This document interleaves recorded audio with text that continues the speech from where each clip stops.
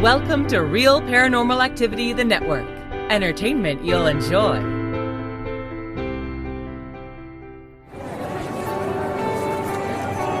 You are listening to an RPA production where people gather.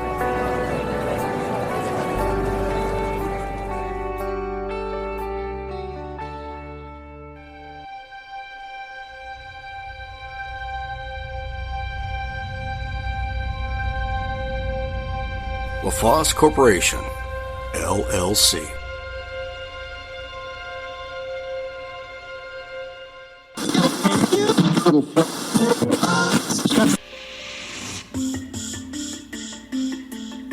My girlfriend Jenna owned a house in Hollywood Hills. We moved in the Hollywood home at the end of 2006. It took about 3 or 4 months after we got settled into the home. Walking in the house itself, there was a staircase that goes from the bottom floor all the way up to the top level of the house. And at the end of the staircase, on the top, it's a huge bookcase. About 7 feet tall, 4 feet wide. It's heavy. And you grab the bookshelf and you pull it, and it opens like a normal door. I've never seen anything like that before. There was one time that I had to go up there just to move a couple things around. I walked up the stairs, opened the door, and you kind of had to walk across the room to turn on the light. And as I walked to the light, kind of get that feeling that almost like someone is behind you, walking behind you. And moved over a couple things that Jen asked me, moved around. And I was done, and I had to turn the light off before I left the room. I turned the light off, and I heard a slam. The bookcase was actually shut. And that bookcase itself, I mean, it's 50, 60 pounds. It's a big door. And I was like, Jenna? I got no answer. I walked up to the door, opened the door, and there was nothing there. All right, now that was weird. What did that? About a week or so after that incident happened, something happened to Jenna. I was in the living room watching television. Jenna was watching television with me. She got to go to the bathroom.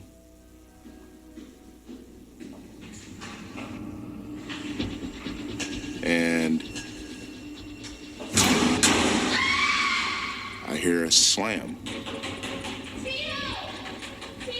Tito. And I got up super quick and I ran to the bathroom. The door went open. And I grabbed the handle and I went to go push and it wouldn't budge. Is it locked? She goes, no, there's no lock in here. The light won't turn on. Can you please open the door?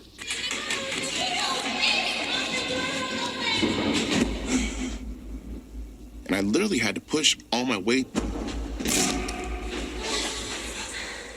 And the light was turned off. I go, why don't you turn the light on? She goes, it won't go on. And I go to click it on, it wouldn't go on. And she looked at me and she was just like, Tito, I'm telling you, like, I tried to open the door and this light won't turn on. And as soon as she said the light won't turn on, the light flickered back on. She looked at me, white as a ghost. She goes, what is that? I was like, Jenna, I don't know.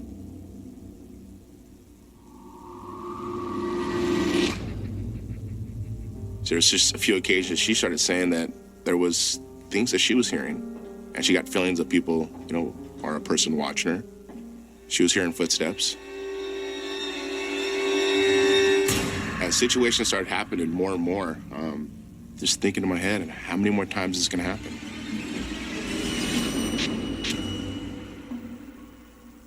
A couple weeks go by. I was sitting on the couch, just watching the show.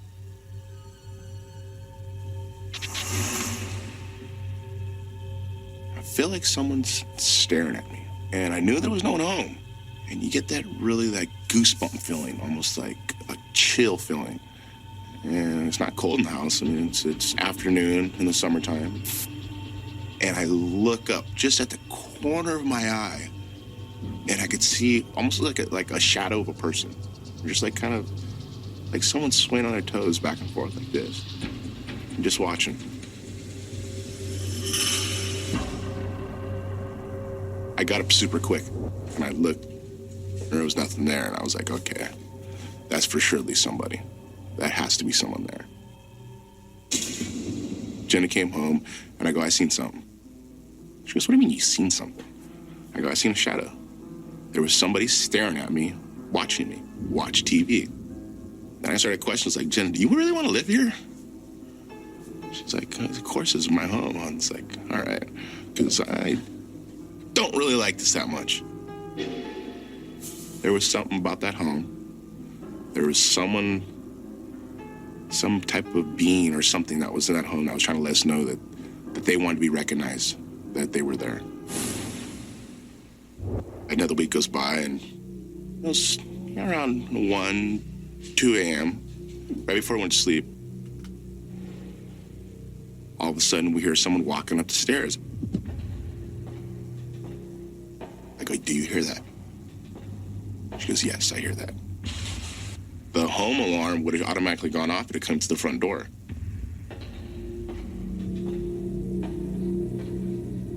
And we heard this, and she looked at me. She goes, you heard that? I go, I heard that. She goes, someone is in the home.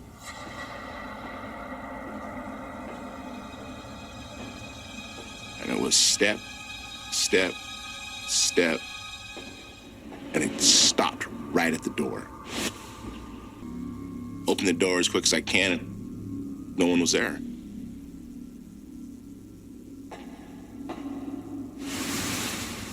I hear it again, but now it's coming from up the stairs. Who's there? Who's there? No answer.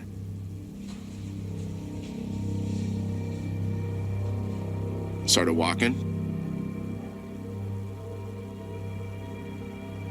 and as soon as I turned the corner, I looked and I seen a shadow.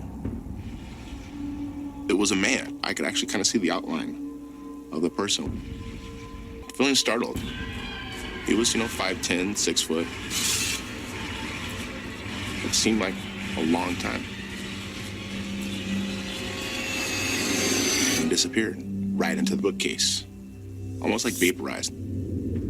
I feel like almost in shock. I walked back down and I walked in, and Jenna's like, what is it? What is it? What is it? I'm all, I don't know. There's something here.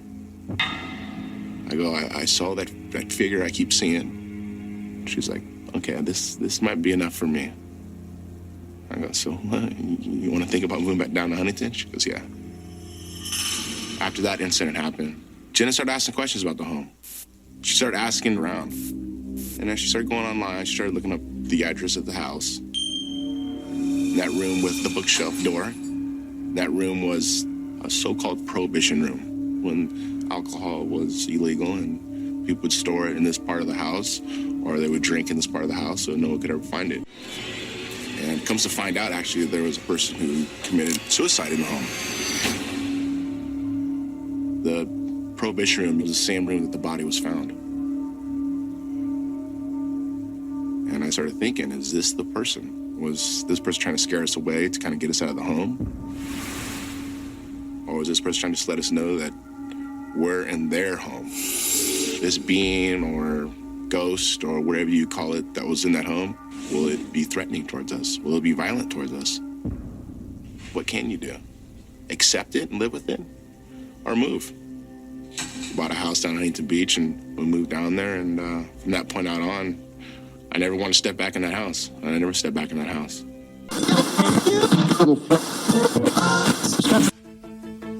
Don't call me by my name. All of this. Hey everybody, this is Blaine Duncan, director of The Paranormal Diaries, a documentary film, and you're listening to Real Paranormal Activity, the podcast with Aaron Hunter.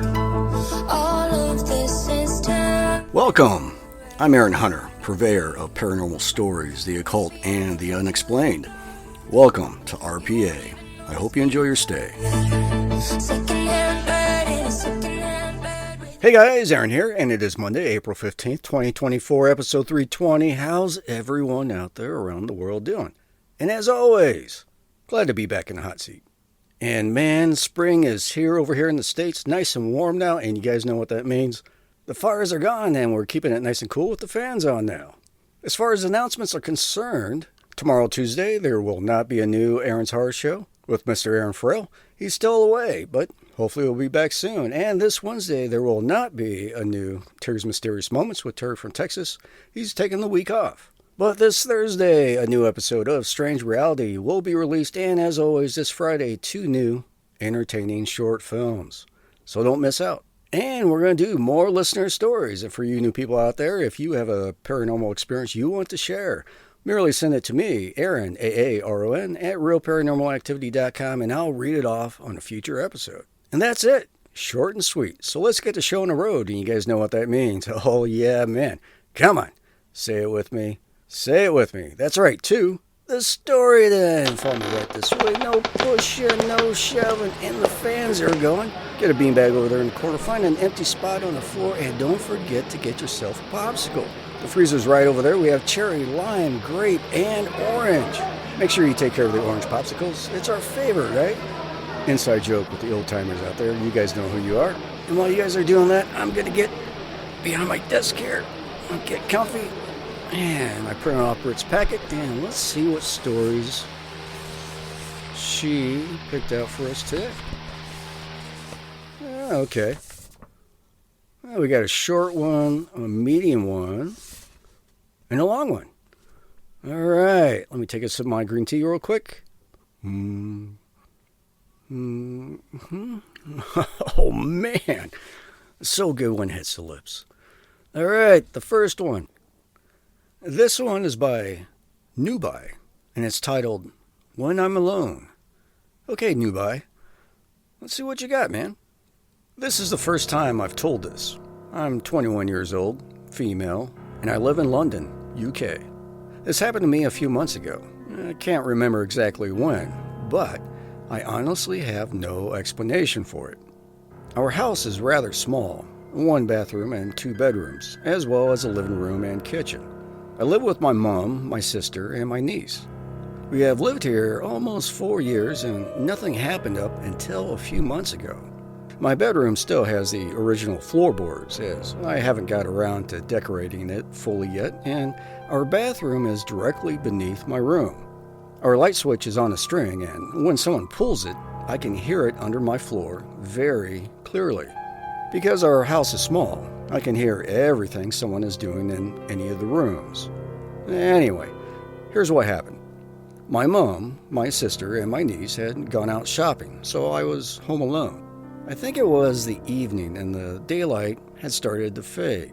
I was in my room watching TV, and everything downstairs was off, like the lights, the television, and stuff like that. All of a sudden, I heard the bathroom door open downstairs and the light switch being used. As I said, I can hear it clearly because it's under my floorboards. So, thinking they had come back from shopping, I turned my TV off and went downstairs to see them. But as I got to the bottom of the stairs, the bathroom door was closed and the light was off, and no one was home. I have no explanation for it. I heard it so clearly. I even went downstairs thinking they were back, and they weren't. I went straight out of my house and sat out there until they came back. I know it's not the scariest story, but it scared me because of the fact I absolutely heard someone go into the bathroom and turn the light on. Thanks. And that's by Nubai. Nubai, thank you very much for sharing. I loved it. You may not think it's scary, but I think it's spooky. Yeah, especially when you've been there for 4 years, and as you said, it's a small house. You probably know everything about the house, all the noises and things like that. And as you already mentioned in the story, you can hear everything about that bathroom right underneath your room. Yeah. I don't know. You old timers know this. The whole concept of an attachment, right? You're in your place, in this case, for 4 years, and now, some odd things are starting to happen. Well, at least this strange thing happened. I just don't like the concept of, you going out there, walking around, maybe doing some ghost hunting someplace, and you come home and whatever. A few weeks later, a few months later, all of a sudden your house comes alive. Something followed you back. Yeah, I just don't like that concept. But is it an attachment? I don't know. But it scared you enough that you left the house and sat outside until your family got home. So it was pretty real to you. Yeah, new buy. Thank you again for sharing. Yeah, that would spook me. Yeah, stuff like that. I would probably go outside too. Just wait. I wouldn't stay in there. Right? All right. What's next? What do we got? This one is by Dang, and it's titled A Young Girl. Okay, Dang. Let's see what you got, man. I live in an old Victorian house in a very small town. I have lots of stories I plan to tell, but one story stands out in particular. My 7-year-old son and I were the only ones home one evening. My wife had to work late, and my 5-year-old daughter was at a friend's house. It was a chilly winter evening, and this was before we had satellite TV, so my son was playing with Legos and I was reading a book. My wife always plays a certain game when she comes home from work. When the kids hear the commotion when she enters the door, they take off running and hide. My wife makes a big deal about looking for them to prolong the fun. Then, when she finds them, she tickles and kisses them. Things turned out differently this evening, though. As she entered the door with the sound of keys jangling and stomping snow off her boots, my son took off running into a small room by the front parlor. I was still reading, but I saw a girl in a frilly white dress run past me and follow my son.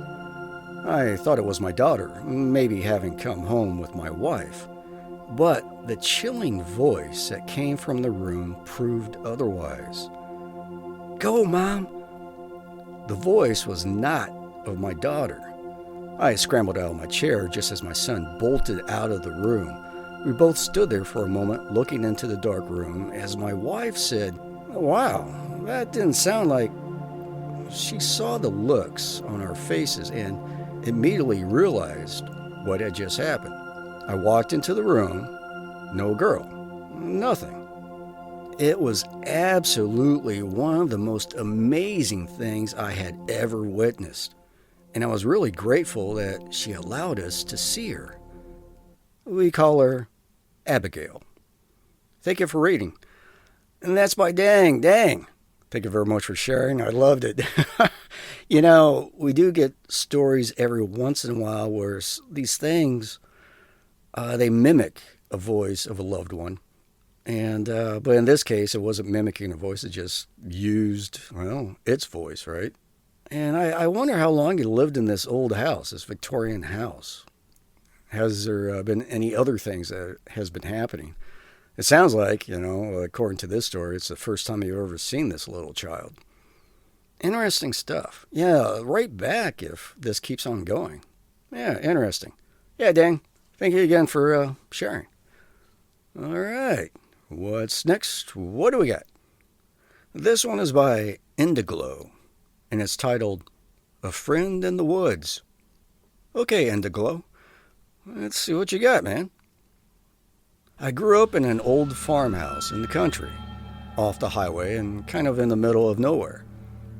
It was a house my grandmother grew up in, and it stayed in the family since. I even had the same room she did. The house was surrounded by a big grassy yard, which was bordered by a wood, or small forest, if you will, behind the house. The rest of the yard was surrounded by acres upon acres of fields, which we didn't farm, so we rented them to the neighbors who grew crops in them.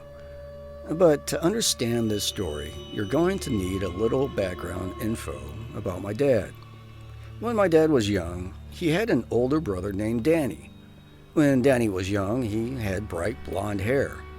One day when Danny was 14, he went on a fishing trip to the Mississippi River with his dad and my grandpa. My dad didn't get to go with him, so he was left at home with Grandma. He was playing outside in front of the house when my grandpa got home, shaking and crying and yelling for my grandma. While on the river, Danny had fallen out of the boat, and when he didn't resurface, my grandpa had jumped in and tried to find him, but he couldn't. Danny had gotten caught in the current and drowned.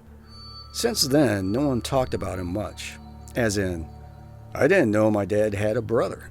Flash forward to when I was around 4 or 5. Young enough to be considered a young child, but old enough to be left alone to play outside. I would occupy my time by playing in the woods. I would spend hours and hours off in the wilderness, and come home when I heard one of my parents calling me back. After one such adventure, my mom asked me what I do in the woods for all that time, and I responded, I'm playing with the little blonde-haired boy. While she may have been a little suspicious, she let it go thinking it's completely normal for a child to have imaginary friends. Then, one day, my dad got out the film reel projector because my grandma had brought over some photos of my dad's childhood to show us. The photos of when he and Danny were both young. We started flipping through the slideshow, and all of a sudden I ran up to the wall pointing to the photo and said, That's him. That's my friend in the woods. To the astonishment of both parents, I was pointing to a young Danny. My parents tried to correct me. This is when I found out about Danny, saying that was just my dad's older brother, Danny. But I was adamant that the person in the photo was the same person I had come to know in the woods. I don't know if I pointed at Danny simply because he looked like my imaginary friend, or if it truly was him I was playing with in the woods. I don't remember playing in the woods. I suppose I may have been too young, but I do remember the slideshow. All I know for sure is I used to have a lot of weird stuff happen at that house. And in my opinion, anything is possible. Keep on reading. And that's from Indiglow. Indiglow, thank you very much for sharing. And I loved it. We get quite a few of these stories with imaginary friends, so to speak. And they're always pretty entertaining. Was it truly just your imagination when you're out there in the woods? Or did you actually see your father's brother that drowned in the Mississippi River? I don't know. But it's something interesting to think about. Yeah, thank you again for sharing. And that's it for all the stories. Yeah, short and sweet. But I always love reading your guys' stories. And as always, send them in to me. I'll read it off on a future episode. Just email me, Aaron, Aaron, at realparanormalactivity.com. You can always go to the website, realparanormalactivity.com, or get the free RPA app. Just go to your app store and do a search for Real Paranormal Activity, the podcast, and you'll see our iconic aqua blue eye, and download it for free. Fully functional, stream anytime, anywhere. And also, we're on 33 plus other streaming platforms on the web, such as iHeart Radio, Pandora, Spotify, etc., etc. So if you're at work listening to your favorite music and you want to get your spook on, just do a search for us. We're probably on that platform. And spring is here, so enjoy yourselves in the good weather. I think it's going to be a fun summer over here. And so with that, I am calling it. The show's been produced by myself and Britain, and it's also made possible by LaFosse Corporation. And man, we love you guys. Oh yeah, we do. As always, thank you and good night.